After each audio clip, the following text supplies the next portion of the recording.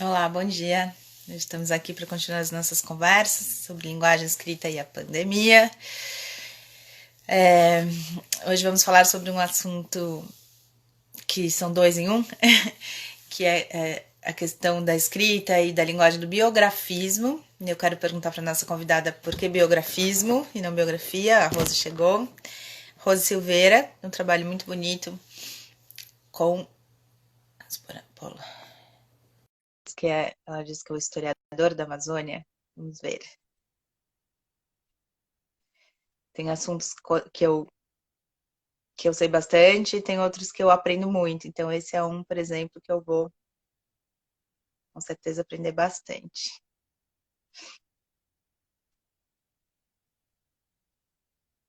Tá demorando um pouquinho para entrar.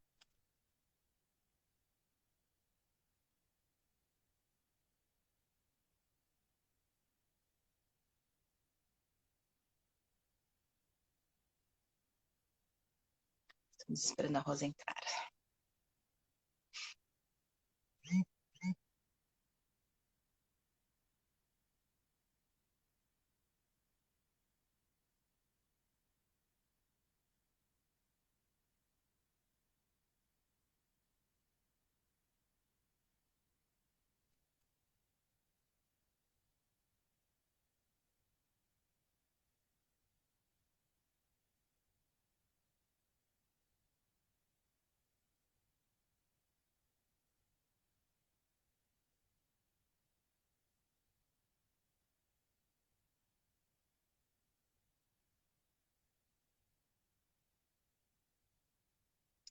Sabe que ontem meu pai falou isso para mim, que talvez eu estivesse fazendo muito e muita gente vendo, e aí talvez o Instagram esteja fazendo alguma coisa aí, porque tá acontecendo a mesma coisa que ontem. Que coisa louca, né? Ela não tá conseguindo entrar. Ontem a Elisandra também não conseguiu. Talvez eu tenha que mudar de plataforma. Que doideira, né? Eu tenho que começar a fazer pelo YouTube. Que doido isso, né? Pois é, olha que doido. Vou tentar uma última vez, Rose. Pede pra entrar de novo, mas eu acho que é algum problema que o Instagram tá fazendo aí comigo, porque não tem por que isso tá acontecendo. Devia ter testado. Ai, ai, ai.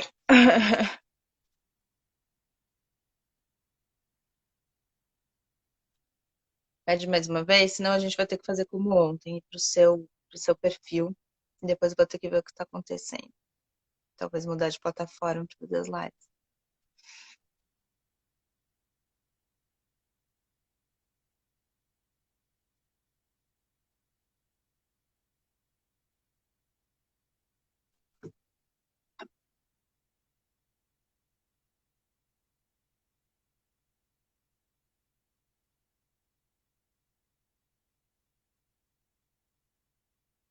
Cada uma, viu? Vou te falar.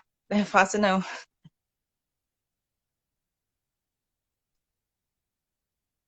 Vamos ver se.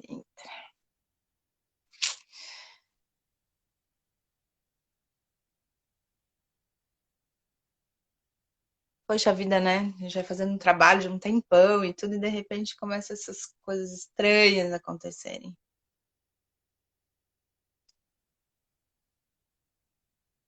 Nunca deu problema no meu, né? Então,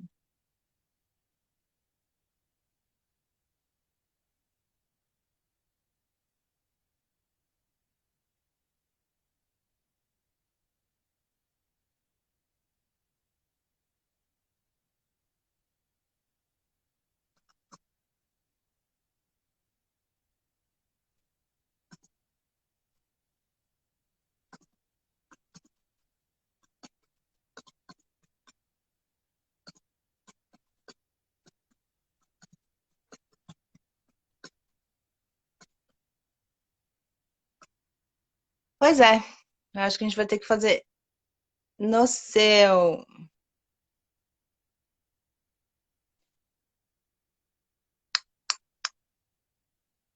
Elaiá. Eu acho que só tá você aí, né, Rose? Ia ver se alguém mais pedia pra participar. Silvana, você tá aí? Ou o Nilo? Quem que tá aí? Além da Rose. Ela não quer ele não quer me deixar entrar. Pois é. Eu queria testar com outra pessoa pra ver se o problema é. Deve ser aqui, porque isso aconteceu ontem. Eu não sei. Que é isso? Se eu tô 90 dias fazendo live quase todo dia. Ah, agora foi. Ufa! Agora foi, nossa, que Eu já sufoco! tava achando que era uma. Que era. Meu pai falou isso. O Instagram tá te boicotando. Já tava achando aqui nas teses. Nossa, que sufoco! Eu disse, gente, não é possível. Que Tudo ontem bom, aconteceu isso com a Paula? Lisandra. Meu pai falou: Ah, eu acho que o Instagram tá te boicotando. Eu falei: Ah, meu Deus. Nossa, que coisa maluca, mas tudo bem, já deu tudo certo, eu já Foi. até relaxei aqui. Vai ficar aquela minha introdução. Obrigada, viu, Silvana? Vai ficar a minha introdução da teoria da conspiração, mas tudo bem. Ainda bem que a gente passou aqui. Bom dia, Tudo bom? Paula, bom Bom dia para todo dia. mundo.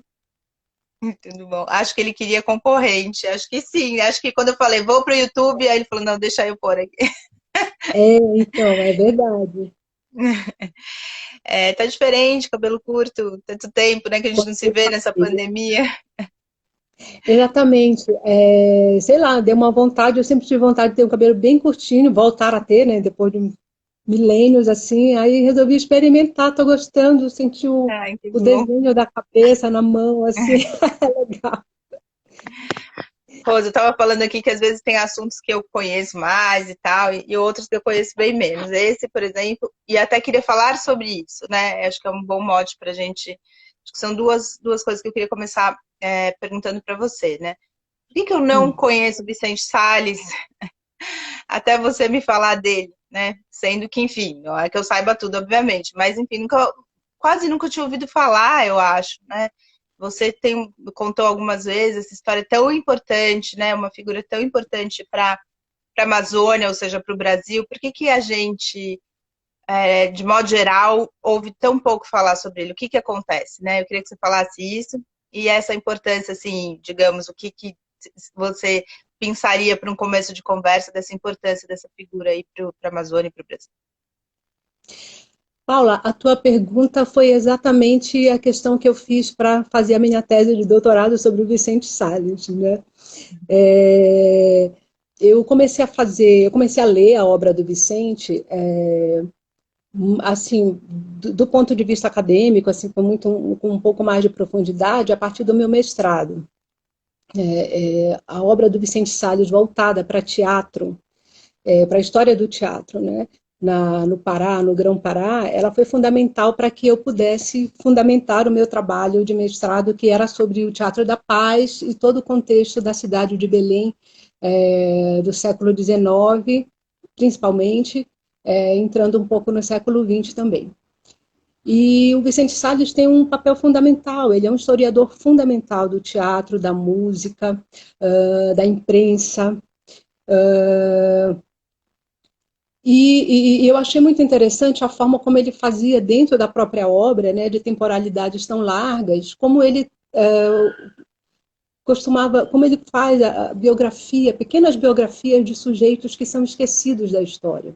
Né, sujeitos que ficam perdidos, artistas, artesãos, jornalistas, pessoas que em determinado momento da sociedade, na vida da sociedade, elas são fundamentais ali.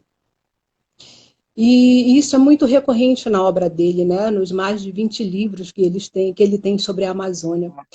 E eu fiquei pensando também, Vicente Salles, por que, que o Vicente Salles é essa figura tão importante, como você já ressaltou? Por que, que a gente não ouve falar dele fora, né, tanto fora assim do Pará? E isso foi me instigando, né? Como é que esse homem, uma obra tão vasta, com uma pesquisa tão profunda, como é que ele não ilumina também uma outra seara da historiografia nacional? Então, isso me fez investigar a trajetória do Vicente Salles, fazendo também uma conversa desse procedimento metodológico que ele tem com a obra dele, que é isso, é iluminar sujeitos excluídos. Então, eu comecei a pensar, será que ele também é um historiador excluído dessa historiografia nacional? Né? Será que ele também se coloca dessa forma? É possível pensar a vida dele também dessa forma? E a minha investigação para o doutorado começou exatamente com essa questão. Né? Por quê? Por que não? Né? E aí eu fui verificando, claro que assim, o meu trabalho no doutorado é olhar o Vicente Salles estudando a exclusão do negro da história do Pará. Uhum. Mas para isso eu precisei também ver o Vicente Salles como historiador na historiografia nacional. Uhum. E eu percebi que assim, ele teve um trabalho, uma atuação muito forte no Rio de Janeiro, entre os anos 50 e os anos 70, depois ele voltou a morar no Rio, né? Ele morou entre 54 e 73, mais ou menos, ele morou no Rio de Janeiro, porque ele era funcionário do Ministério da Educação e Cultura. E ele se mudou do Pará para o Rio exatamente em função disso, né? Ele passou num concurso, foi morar para lá, a intenção dele também era terminar os estudos dele, o que seria hoje o ensino médio, né? E lá ele começou a fazer a faculdade de filosofia, no que é hoje a UERJ, a UFRJ. Ele viveu no Rio, depois ele foi viver em Brasília, quando Brasília tinha apenas 15 anos de fundação, ele, como funcionário público, ele foi transferido para Brasília. E para quem não sabe, o Vicente Salles é um dos criadores da Funarte. Ele participou da equipe do Ministério da Educação e Cultura que ajudou a formular a Funarte. Né? Ele foi um funcionário importantíssimo, uma figura importantíssima no funcionamento da Funarte, do Ministério da Cultura, né? Ali no embrião do Ministério da Cultura. E Ele deve estar virando no túmulo agora, né? Então, ele trabalhou no Conselho Federal de Cultura, então ele era uma figura muito importante. E se você for perceber, no Rio e em Brasília, você vai encontrar um eco muito maior da obra dele. Você vai ver estudos que são feitos em Brasília, na Universidade de Brasília, da obra dele. Você vai ver no Rio de Janeiro uma presença muito forte dos estudos dele em diversos setores, né, da música, da literatura, da própria história. E aí, se a gente for pensar assim, por que não São Paulo? Né? E aqui em São Paulo, enquanto eu trabalhava no meu doutorado, eu percebi assim, mesmo na própria PUC, havia professores que conheciam a obra dele e havia professores que não sabiam da existência dele.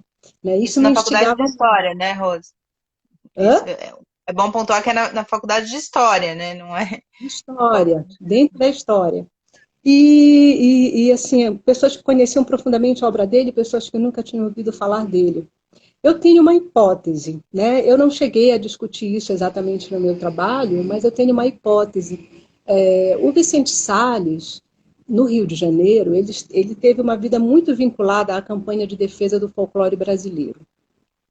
E a campanha de defesa, ela foi o resultado de décadas de trabalho de folcloristas, né, pela instituição do folclore como uma disciplina, pela instituição do folclore como um espaço de investigação e de estudos. Né? Isso foi muito forte no Rio. E à frente dessa campanha esteve o Edson Carneiro, que foi um antropólogo baiano importantíssimo na história da antropologia no Brasil, das investigações das religiões de matriz afro-brasileiras. E o Edson Carneiro ele foi mentor do Vicente Salles, né? Ele foi uma espécie de mestre para ele na condução desses estudos sobre o negro. E o Vicente Salles trabalhou por muitos anos com ele. Logo após o golpe militar, o Edson Carneiro foi levado a se afastar da campanha de defesa, porque ele era um comunista histórico. Ele foi bastante perseguido por conta disso.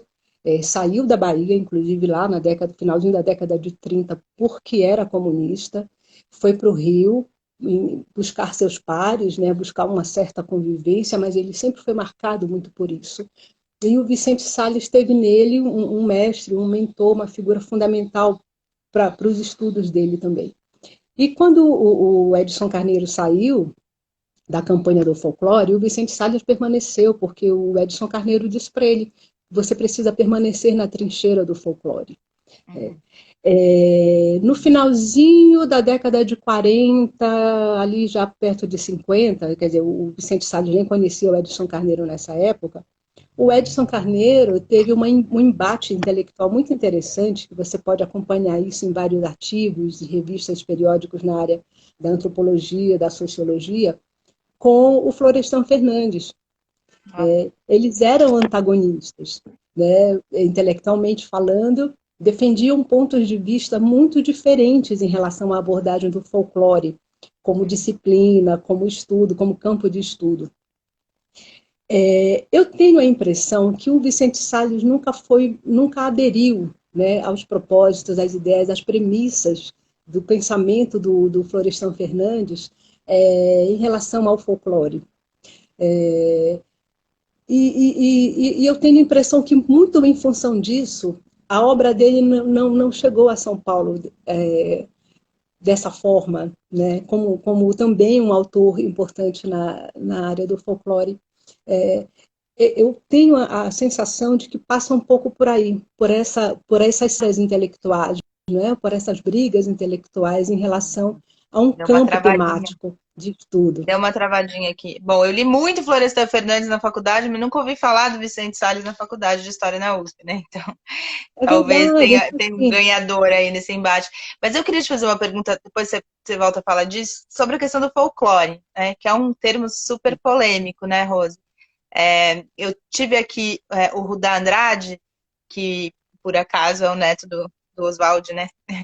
Mas não, ele não veio por isso, ele veio porque ele estuda o Sacis e tal, né? E essa questão desses seres, né, todos.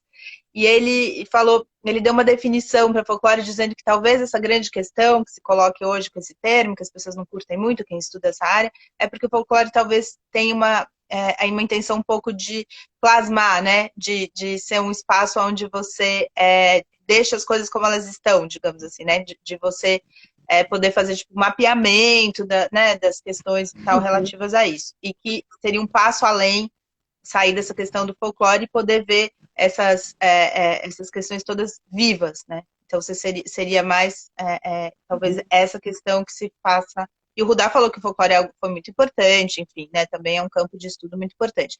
Mas eu queria que você falasse um pouco dessa, digamos assim, demonização, entre aspas, do folclore, né? Que eu te falar, folclore não pode e tal. Qual foi a importância desse momento, e se a gente pode chamar o folclore de como é que a gente chama, né? É um campo de estudo, enfim, o que ele é exatamente. Qual foi a importância e o que você acha desse termo no contexto de hoje? Olha, eu não sou necessariamente uma pesquisadora do folclore, né? Sim. Eu cheguei ao folclore exatamente por conta da trajetória do próprio Vicente Salles. Ele é um folclorista importante no Brasil, ele esteve engajado num movimento que foi a campanha de defesa do folclore brasileiro, como eu te falei, a partir da década de 60, né? Como funcionário do Ministério da Educação e Cultura, ele foi trabalhar na campanha junto com o Edson Carneiro. Existe toda uma tradição, né, de estudo de folclore no Brasil, existem várias gerações de folcloristas lá, começa lá no século XIX, lá com o Amadeu Amaral, e vai avançando pelo século XX, você vai ver figuras como a Cecília Meirelles, por exemplo, fazendo parte desse grupo de defensores do folclore. Aí você vai passar também ali pelo pós-guerra, a Segunda Guerra Mundial e a criação da Unesco, por exemplo, toda uma política antirracial da Unesco que se espraiou pelo mundo, né, incentivando a criação de comissões, de câmaras de defesa da cultura. E o Vicente Salles, o engajamento dele nessa área do folclore vem um pouco depois disso, né? Quando ele começa a trabalhar realmente com o folclore de uma forma mais institucionalizada, isso tudo, essa estrutura toda já existe, né? A campanha de defesa, um espaço de pesquisa, todo um estudo para a criação de bibliotecas especializadas. Então, eu também fiquei pensando muito nisso, né? Quem tem razão nessa história? É o Florestan, é o Edson Carneiro, é o Edson Carneiro que queria que o folclore fosse uma área de estudos autônoma, né? Com uma metodologia própria, com métodos próprios, ou é o Florestan que entende o folclore como uma disciplina dentro de um campo maior das ciências sociais, enfim, né? É, e um pouquinho antes de entregar minha tese, eu tive a sorte de encontrar uma publicação, né, que eles chamam de, eu estou olhando aqui, tá? De folk e comunicação. Eu estou aqui olhando a minha biblioteca. É um livrão que foi lançado bem, sei lá, em 2013, 2012, 2013, com estudos sobre atualizando o que é folclore, né, visões diversas sobre o folclore e essa ideia da folk comunicação. Que lá nos anos 50, 60, isso já era algo bastante difundido. E eu fui encontrar, então, os artigos do Vicente Salles e um artigo do Edson Carneiro falando desse ponto de vista, e me surpreendeu bastante, porque, assim, essa visão dele sobre o folclore, ela não recai sobre algo que não se pode mexer, que não se pode tocar. É uma compreensão muito interessante, inclusive, de que a tradição, é um tanto marxista, inclusive, que a tradição ela só pode existir se ela se transforma, se os fatos do folclore, se os fatos culturais, eles estão em movimento, se eles se transformam. Eles concebem isso como um movimento realmente necessário, inclusive para a perpetuação, para que uma geração possa passar para outra esse conhecimento, né? Muitas vezes da oralidade, muitas vezes do corpo, da dança, da festa. Então, me surpreendeu muito que lá nos anos 60, nos anos 50, já houvesse esse entendimento também. O que me fez pensar de outra forma, por que então essa ideia de folclore é algo que se convencionou falar algo estanque, né? Algo que você realmente não pode, você não pode tocar porque você assim estaria desvirtuando o sentido do fato cultural, né? Eles se referem muito a essa ideia do fato cultural. Então, e das muitas vezes que eu conversei com o Vicente Salles sobre isso, né, sobre a atividade como folclorista, não era assim que ele entendia, mas eles criticavam muito a questão da cultura de massa, né, da massificação da cultura popular, porque eles entendem como algo intercambiável a ideia de folclore e cultura popular, né? O que ele criticava até o fim da vida dele era a questão da massificação, né? Ele escreveu muito sobre isso, ele tinha um posicionamento político muito forte, muito vivo sobre isso, a questão da cultura de massa, né? A questão da massificação do fato cultural. Então, Então, a questão era você, essa. por aí. Eu vou te falar, a gente está falando aqui, você falou, né, talvez desse antagonismo dele com o Florestan foi, para quem não é da área, assim, né, um dos O Edson grandes. Carneiro. Oi? O Edson Carneiro. O, Desculpa, o Edson Carneiro com essa briga briga não, né, esse antagonismo aí intelectual com uhum, Florestan, né, mas além disso, e o Vicente Salles sendo, né, alguém que estava trabalhando veio, né, em função também do Edson Carneiro, como você acabou de falar. uhum, Tem uma questão também, Rose, quando você fala assim, historiador da Amazônia, quando a gente fala Amazônia, ainda mais nesse momento que a gente está passando e tudo, o que vem na cabeça das pessoas? A floresta, não vem as pessoas, né? Não vem a questão da cultura, né? Não vem toda essa tradição que é muito rica, né? Então, talvez também não tenha um pouco isso, essa ideia, essa fetichização um pouco da Amazônia como um lugar, né, que só tem árvore, bicho, que quando você fala de lá, você só vai falar não que não seja importante, não que e uma coisa não está dissociada da outra, né? Mas não uhum. tem um pouco isso também, esse desconhecimento do resto do país, de que a Amazônia é, enfim, enorme e que tem também toda uma tradição cultural, que a gente normalmente não, a qual a gente não se refere? Eu acho que passa por aí, isso passa também muito por essa ideia muito metropolitana que a gente tem, né, de uma historiografia, inclusive hegemônica, né, de uma visão muito hegemônica em relação a esse Brasil que não se conhece. É, eu gostaria muito de poder falar da Amazônia assim, como esse lugar aí, cheio de mato, cheio de rio, cheio de bichos, né?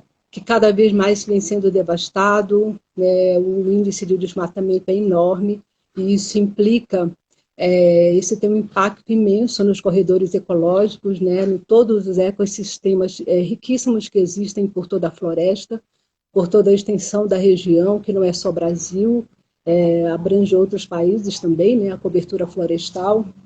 Seria muito importante se a gente pudesse falar da Amazônia na perspectiva política realmente de uma proteção das áreas, dos parques ecológicos, né, das reservas. Mas eu acho também é uma visão muito pobre quando a gente se pauta pela visão metropolitana, que enxerga isso como um desvalor, né? Os grandes empreendimentos que se implantam, né, na Amazônia, seja de hidrelétricas, da mineração, enfim, eles consideram que eles partem de uma visão muito urbana, né, de que a floresta é um lugar do atraso, né, que o rio é o lugar do atraso, que as comunidades indígenas, que os territórios indígenas são o lugar do atraso. E isso é absolutamente colonialista. Nós temos ainda governos federais, e isso de diversas matizes políticas, que encaram essa geopolítica ainda como sendo a geopolítica do atraso, né? Que encaram a Amazônia como esse lugar que deve ser explorado, né? Que deve ser, ainda como a Atavios. ideia do Eldorado, que precisa ser, né, descoberta e urbanizada, porque as formas tradicionais de vida, elas seriam formas não aceitáveis, né, para uma sociedade hoje. Então, assim, quando o Vicente Salles olha para tudo isso, ele está vendo um movimento da vida, um movimento das pessoas, os movimentos sociais, nesse lugar aí, sim, nesse lugar que é urbano, que também tem mato, que também tem rio, né? Quando um historiador como ele olha para essa sociedade, ele olha com tudo isso e com todas as contradições possíveis. E olha também como uma região que recebeu uma migração enorme, né? De alemães, de japoneses, de portugueses, sobretudo. Né? Então, ele está olhando para todo esse movimento. Né? Uhum. E quando o Vicente Salles vai estudar o negro na Amazônia, ele faz um movimento muito importante para a historiografia, que foi, naquele momento em que ele mostrou que existia negro na Amazônia, que eles foram importantes para a sociedade, para a movimentação da economia, né, para a constituição de para a constituição de uma cultura dentro dessa região. Por quê? O que fazia a historiografia nesse período, 50, 60? O que fazia?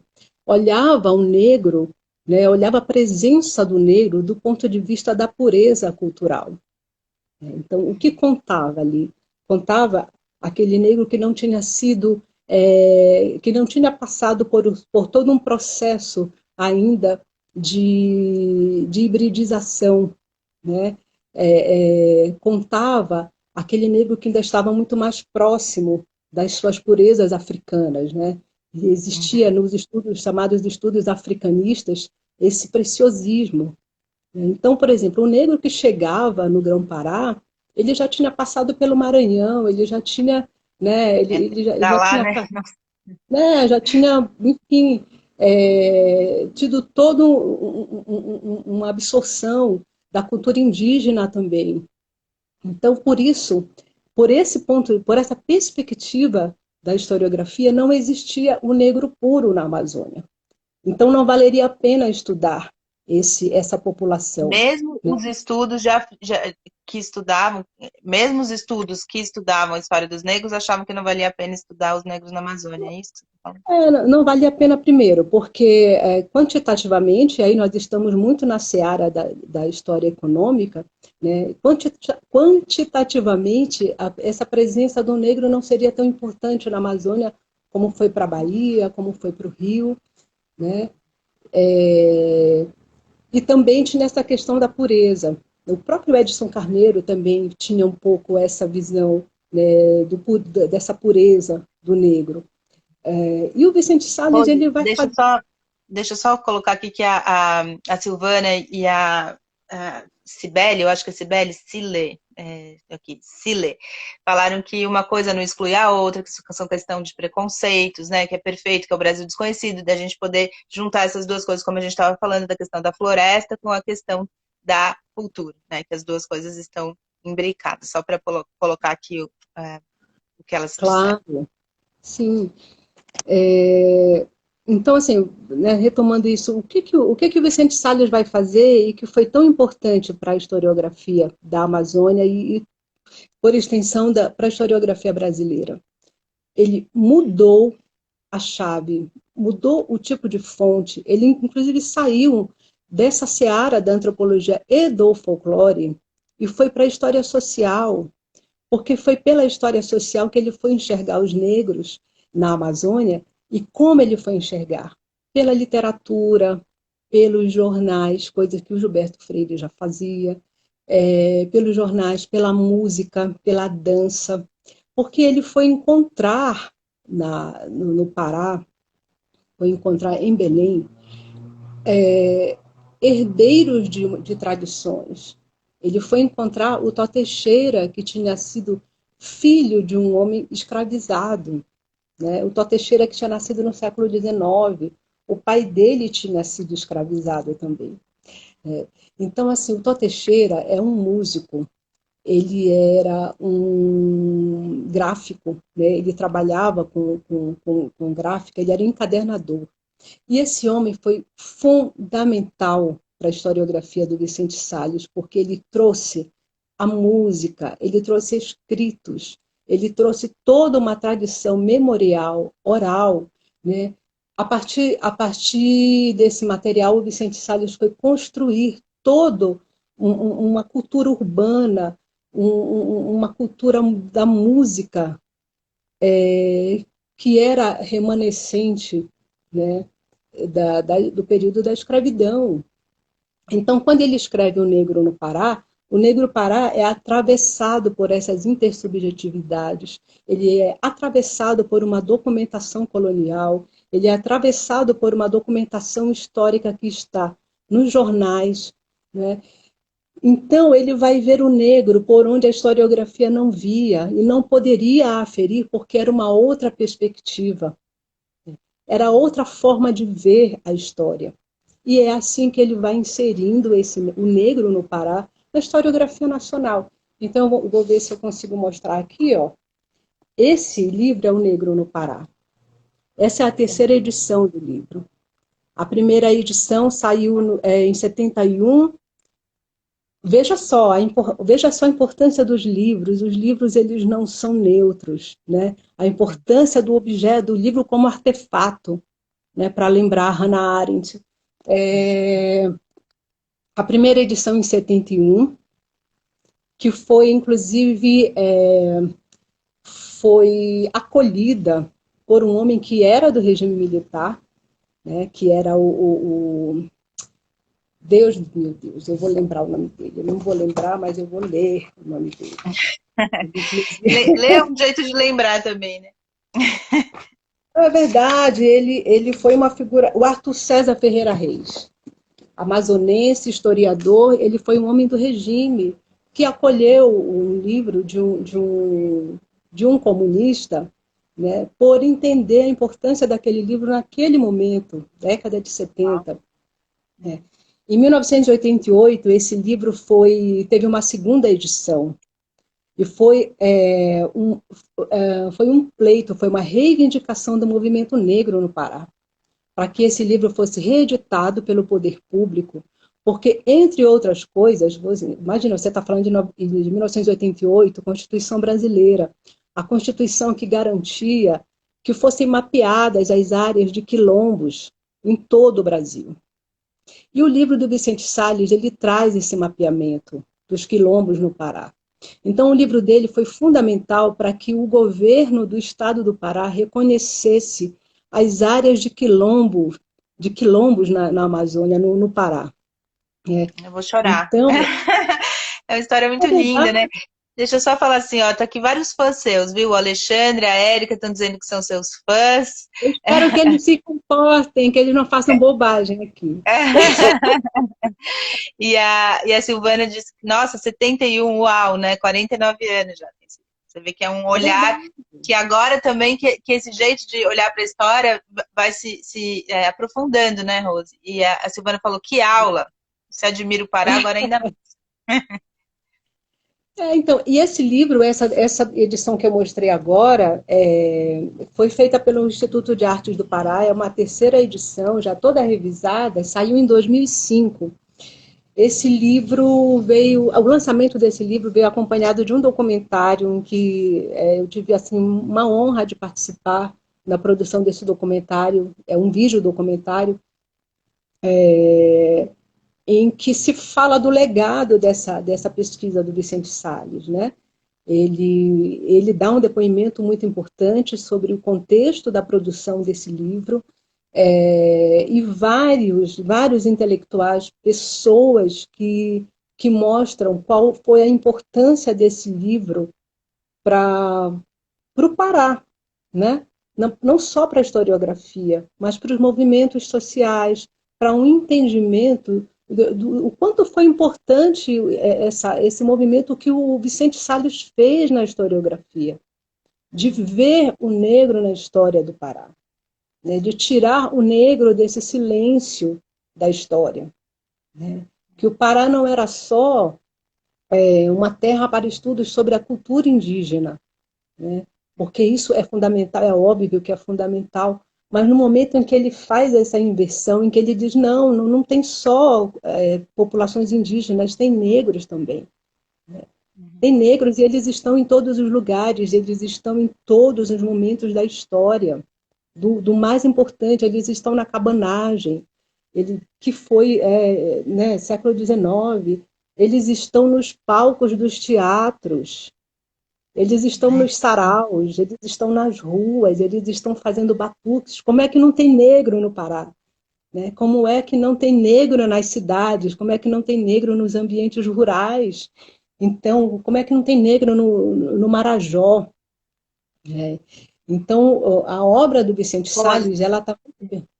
desculpa, é que Oi, quando fala. você vai falando, eu vou vendo na minha cabeça, acho que é a imagem do senso comum, digamos, do Sudeste, aqui, qual é a imagem que vem na minha cabeça, né? E não vem a imagem do negro, não vem essa imagem das pessoas, né? Assim, é um esforço que a gente tem que fazer para ter. Então, você está falando de uma figura que vai, é como se fosse repovoar um pouco esse imaginário que a gente tem dessa região toda, né? Uma outra, é isso que você está falando, é mudar um pouco o foco, né? Esse viés, porque a gente realmente, como digamos assim, senso comum, a gente não tem essa imagem na Amazônia, né? Mal tem das pessoas, muito menos do negro, né? E qual foi a grande, digamos assim, você está falando dessa virada de chave, mas se a gente puder falar da questão do conteúdo, né? Qual é a importância de fato, digamos, materialmente falando, dessa presença, desse olhar que o Vicente Salles colocou aí nessa questão do negro? O que muda? O que seria diferente, por exemplo, na história da Amazônia sem o negro? Tudo, provavelmente, né? Mas qual, se a gente pudesse pegar uma chave aí para falar disso? Quando você coloca a história da Amazônia na perspectiva do negro, né, você está falando de toda uma cultura colonial, de assentamento de um sistema escravista. Isso, né, se você for voltar lá século XVIII, lá no XVII, você vai ver toda uma estrutura colonial que se fundamenta no escravismo. Isso vai ser tão forte no Grão-Pará, e eu vou evitar falar de Amazônia, porque quando a gente fala lá no século XVII ou XVIII, a gente não pode falar de Amazônia, né? Vamos falar do Grão-Pará. E veja, o Grão-Pará era um estado português na América. o, o Pará, ele só foi se tornar parte do Brasil, e isso é tão importante a gente ter em mente também. O Pará só foi se tornar parte do Brasil na segunda metade do século XIX.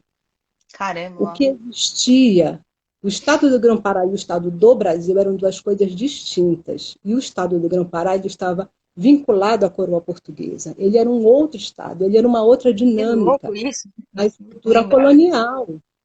Então, Por que, Rose? Por que hã? se dava isso? Por quê? Porque o Estado português, a coroa portuguesa, ela estabeleceu aqui na América essas duas colônias, né? Uhum. O Grão-Pará e o Maranhão e o Brasil. Então, só após a independência, olha, imagina para onde a gente já está indo. A Uhum. independência do Brasil, ela não foi reconhecida imediatamente lá no Pará, assim também como não foi na Bahia, né? O Estado do Pará ele só foi compreender, ele só foi aderir, que é essa a expressão que se usa até hoje, a independência em 1823, quer dizer, um ano depois, e depois de muita briga, de muita morte, de muita convulsão social. E essa condição de aderir à independência era a condição também de fazer parte do Brasil. Uhum. Já havia, claro, os vínculos, já havia muita condição política para que isso acontecesse, mas isso só aconteceu efetivamente em 1823.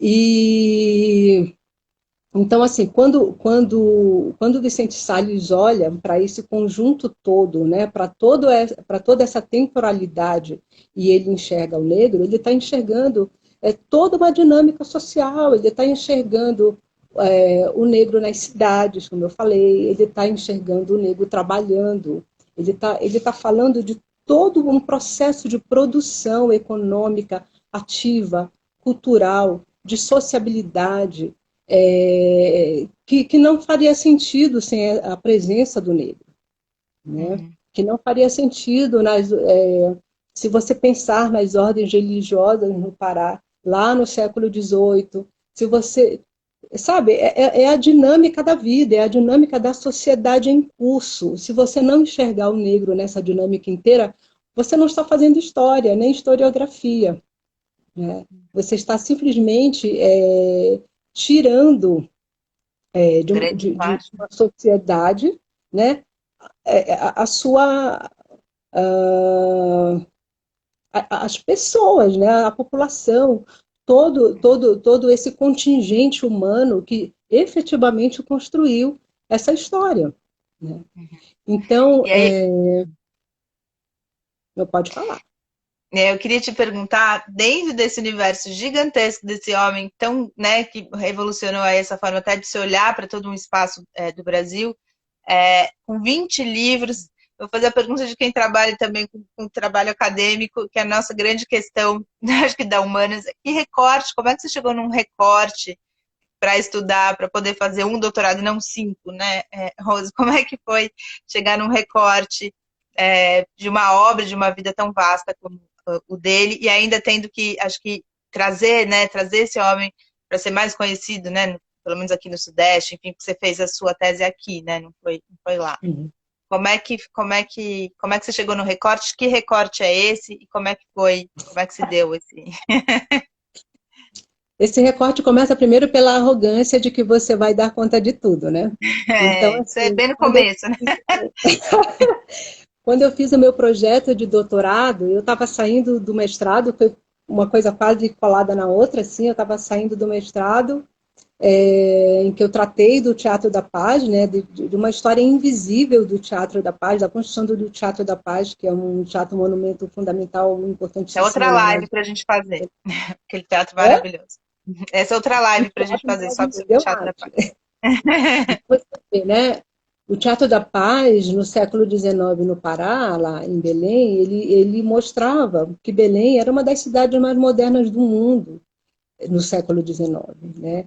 Se você for comparar com São Paulo era praticamente uma aldeia no século XIX e Belém já era uma das cidades mais modernas das Américas, né? Foi uma das primeiras a ter, junto com Berlim, junto com com Londres, por exemplo, seus sistemas de energia elétrica públicos já testados, né? O sistema de água encanada, enfim, testados, sistemas públicos encanados. E aí, eu já me perdi, mas assim, Estava falando do seu mestrado, quando eu a fui gente estava fazer, no doutorado. quando eu fui fazer o meu projeto de doutorado, que eu vinha com essa ideia das invisibilidades, foi isso, foi por isso que foi me lembrado já da parte. Quando eu já vinha com essa ideia do esquecimento na história, da invisibilidade na história, né? E aí eu fui para o Vicente Salles, né? Ele, historiador, ele pessoa. Que pessoa é essa? Por que esse historiador é tão ocultado, né? Em outras paragens, em outras áreas acadêmicas, enfim. E fui para os sujeitos, né, excluídos, que ele estudava também. Então, a minha ideia era fazer uma tese sobre vários sujeitos excluídos da história. Né? Eram vários. E eu disse, não, isso não vai ser possível, isso nunca vai Só te fazer ser... uma pergunta. Eram as pessoas que o próprio Vicente Salles historiografou, assim, que contou? Era a partir desse recorte que você pensou Isso inicialmente? tinha uma viajante francesa na Amazônia, Octavie Coudreau, tinham todos os marxistas, todos os anarquistas, que ele também tratou num livro. Tinha o José de Lima Penante, que era um dramaturgo e ator que passou pela Amazônia. E tinha tanta gente, tantos excluídos que eu queria tratar, e tinha um gráfico alemão, sabe? Então tinha muita gente, não era possível. Né? Então, eu fui verificar que, como sujeito coletivo, o negro, de fato, perpassava a obra dele inteira. A obra dele em folclore, na imprensa, no teatro, na música. Né? Ele como sujeito coletivo, um sujeito fundamental na obra do Vicente Salles. E à medida que eu fui me aproximando ainda mais dos livros, das obras que tratavam especificamente, né, do negro, eu fui verificando que fazia total sentido. E ao longo das entrevistas que eu pude fazer com o Vicente, ao longo de todas as leituras que eu pude fazer das fontes dele, dos livros dele, eu fui verificando que ele tinha um projeto. O Vicente Salles tinha um projeto muito objetivo na cabeça dele. Ele, ele sabia quando ele queria terminar essa pesquisa. E essa pesquisa ela se conformava em 5 obras fundamentais, assim, que ele julgava que o trabalho dele só estaria completo se ele compusesse essas 5 obras. Então, né, além do Negro no Pará, que esse aqui é a terceira edição, você tem o Lundu, que esse foi o último livro. São lindos os livros, né? Né? Oi? São lindos os Esse, livros. ah, esse livro foi publicado logo depois da morte dele, mas ele participou de todo o processo do livro. Esse é o É sobre o vocabulário Lundu. crioulo. Oi?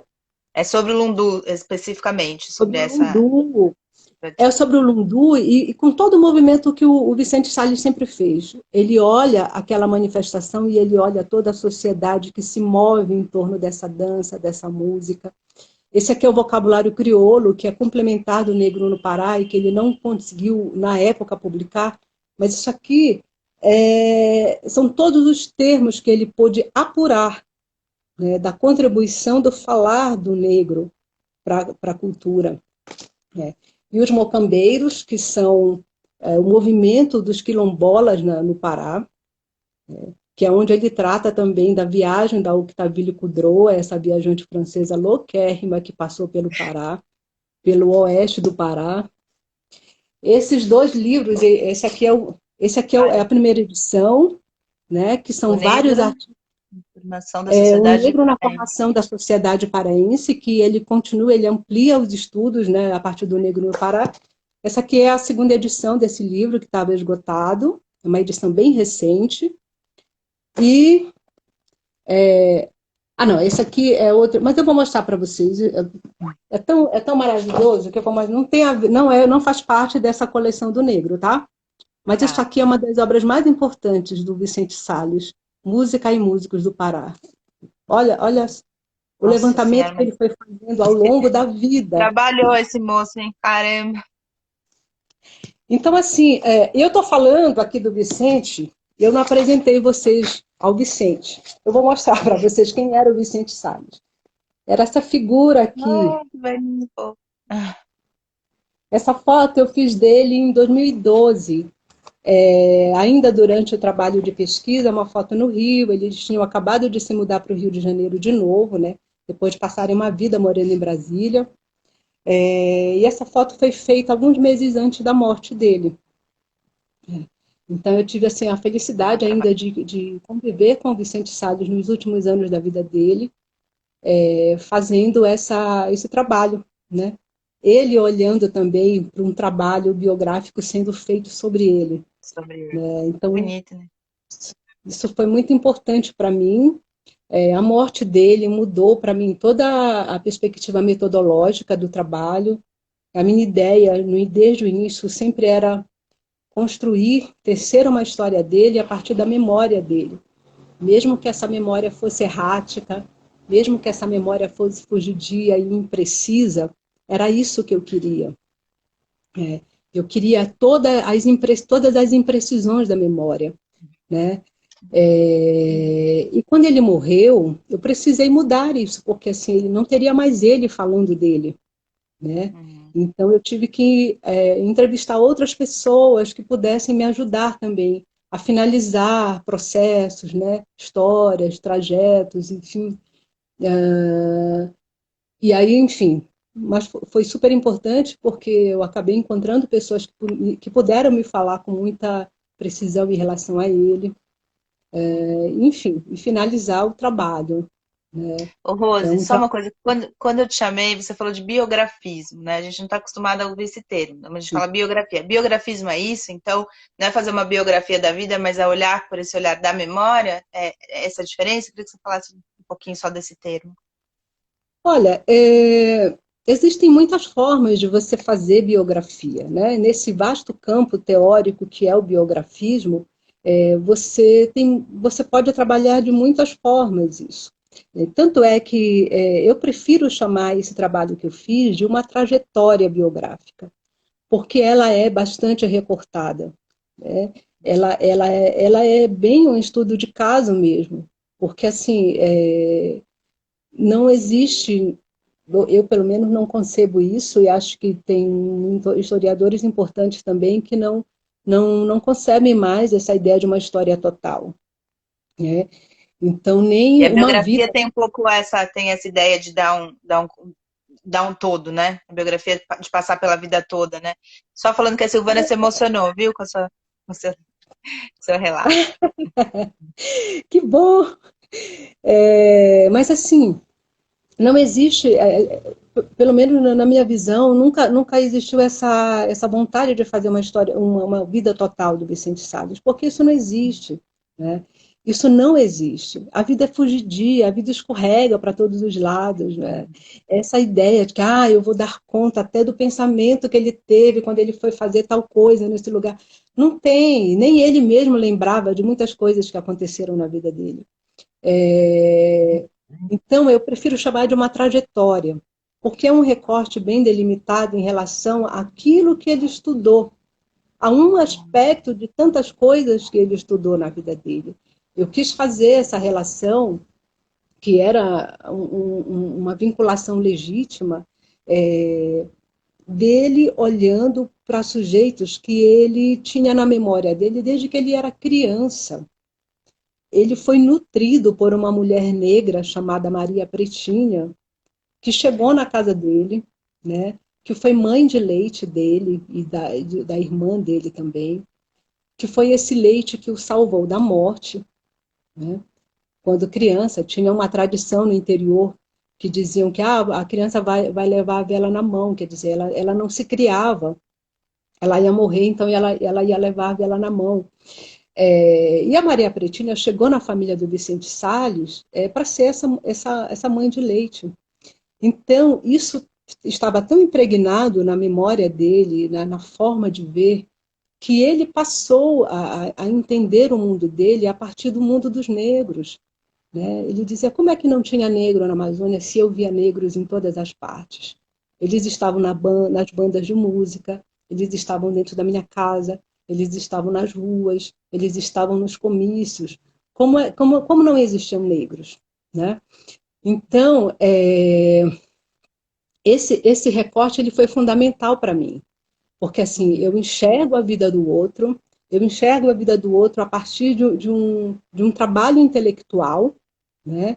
Mas não é somente uma história intelectual, porque eu também não queria uma pessoa que só fosse pensamento, eu queria uma pessoa que fosse corpo também, uma pessoa presente, uma pessoa que caminha, uma pessoa que ouve música, uma pessoa que, bom, ele não dançava exatamente, mas assim, era uma pessoa em movimento, né? Eu queria um personagem que estivesse presente na vida, ele não fosse só ideias, né? Então eu acho Vida que vivida. É, sabe, tem Rose, carne na história. aqui é a hora mais rápida do planeta. Temos Ei, 5 minutos só.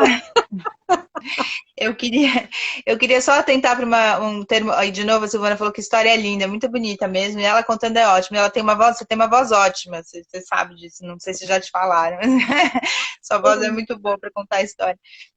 Você falou um termo super bonito, que é esse sujeito coletivo, né? Que ele foi pegar que é um sujeito em si, claro, né? Mas também tem um sujeito coletivo que perpassa aí épocas, tempos e tudo mais, né? Que eu acho que é isso que você retratou também. Eu queria que nesses 4 minutos você falasse rapidinho desse mundo todo de coisas aí que você falou. O que você indica para as pessoas entrarem nesse universo aí um pouco desse grande Vicente Salles que a gente conhece pouquíssimo, perto da importância que ele tem? E se você vai publicar seu doutorado, eu lembro de você falando nisso, né? Você está para publicar, como é que as pessoas podem ter acesso ao seu trabalho? A ideia da publicação do doutorado, ela já vem, né, desde da defesa, que foi 2014, eu tinha uma indicação para publicação, mas eu queria fazer uns acréscimos a ele, e é o que eu estou fazendo agora, mais objetivamente desde o ano passado, eu abri a pesquisa de novo, eu voltei a pesquisar Nossa, no Rio, e com essa corajosa. ideia esse período da pandemia agora eu tive que parar tudo, né? Mas eu aproveitei também do ano passado para cá para organizar esse material novo que foi entrando. E essa ideia, eu quero entrar cada vez mais nesse homem comum, que era o Vicente Salles também. Eu quero investigar também o funcionário público que ele foi. E esse funcionário público que nas horas vagas fazia pesquisa, né? Porque Olha isso só, aqui quantas horas vagas que ele tinha. a gente está falando de horas vagas, gente, da pessoa que aproveitava as férias, como muitos de nós faz, né?